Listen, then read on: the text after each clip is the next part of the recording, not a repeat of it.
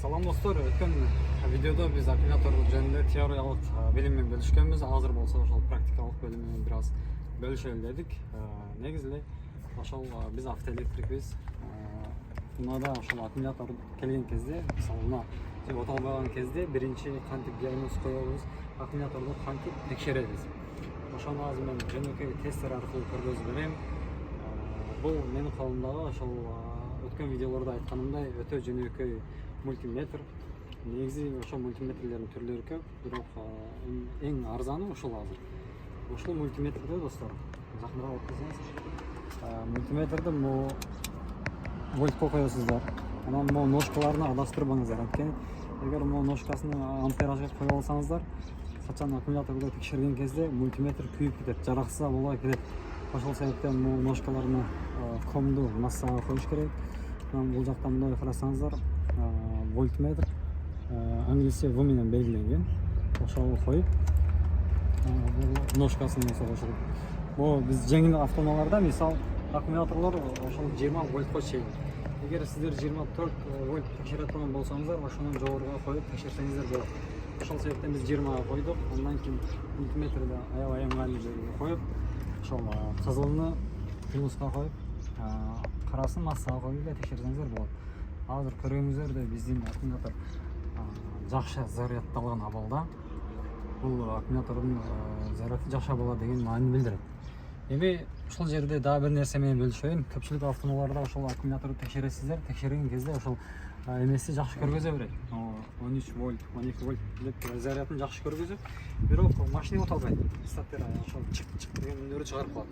Эмне себептен дегенде, могу аккумулятордун ичиндеги жидкость азаят дагы зарядды жакшы көргөзө берет. Качан статерди баскан кезде могу аккумулятор статер талап кылган токту бере албайт дагы, аккумулятор 7-8 вольтко түшүп кетет. Ошонун негизинде автоунаа оталбайт. Bunun срогун деле ошол өткөн теориялык сабакта айтканбыз. Срогу ошол 3 жылдан кийин которуш керек. 2 жылдан кийин, 3 жылдан кийин сөз түрдө которуш керек аны. Эми бул ошол жөнөкөй бул автоэлектриктерге керек болгон практикалык сабак. Ушинтип эле текшерсеңиздер болот. Анан достор, бул жакта дагы бир нерсени кошумча кылайын. Көбүнчө ошол могу жаңы автоунааларда колдон келишинче аккумуляторду чыгарбаганга аракет кылыңыздар. Себеп дегенде, могу жаңы автоунааларда эгер могу аккумулятордун клеммаларын чыгарсаңыздар, машина автоунаа ошо адаптациядан чыгып кетет. Жыйынтыгында ошол кыйла жумушка түшүп каласыздар. Кээ бир нерселер иштебей калат. Анан колдон келишинче ошол прикурит кылбаганга аракет кылыңыздар. Анткени прикурит кылсаңыздар, ошонун негизинде көптөгөн предохранительдер күйүп калат дагы.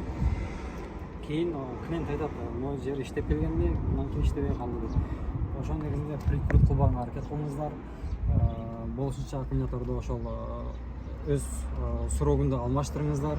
Аккумулятор жана бекем жакшы сакталган болуш керек. Могу жерде болт бар. Мисал, аккумуляторду кармап турган, бул жакта болту бар. Аккумуляторду бекем кармайт. Көпчүлүк автоунааларда зым, пым же башка нерсени ороп коюшкан. Ал туура эмес. Негизи зымды эгер ороп койсоң, ошол зым корпуста масса бар. Масса плюс тарапка эгер тийип кетсе, жыйынтыгында ошол автоунаада өрт чыгыш коркунучу бар. Эми аккумулятор ошондой жакшы абалда болуш керек, андан кийин ошондой жакшы сакталган болуш керек. Зарядды ушинтип текшеребиз. Андан кийинки маселе, негизи эгер аккумуляторду чыгара турган болсоңуздар, бул жакта суроо келет, биринчи кайсы клемманы чыгарыш керек. Достор, автоунаада эгер аккумуляторду чыгарып атканда, эң алгач массаныбы же плюсту? Негизи могу плюсту чыгарыш керек. Анткени эгер сиздер могу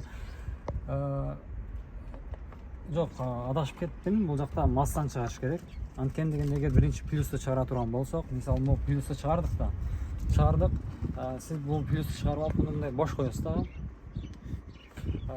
Корпуста масса бар, массага тийип кетсе замкание болот. Ошол себептен биринчи могу массаны чыгарып алып, массаны чыгаргандан кийин автоунаада бүтүндөй масса үзүлөт. Андан кийин плюсту чыгарыш керек. Ошол эле учурда кайрадан ошо кайсы клемманы биринчи коебуз деген маселе болсо, биринчи плюсту коюп алыш керек. Андан кийин массаны койсоңуздар, бул аябай коопсуз абалга келет.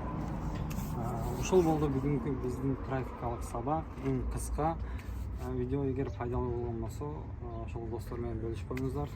Сап саламатта болуңуздар. Биз колдон келишинче ошол билим менен бөлүшөбүз. Колдон автоэлектрик.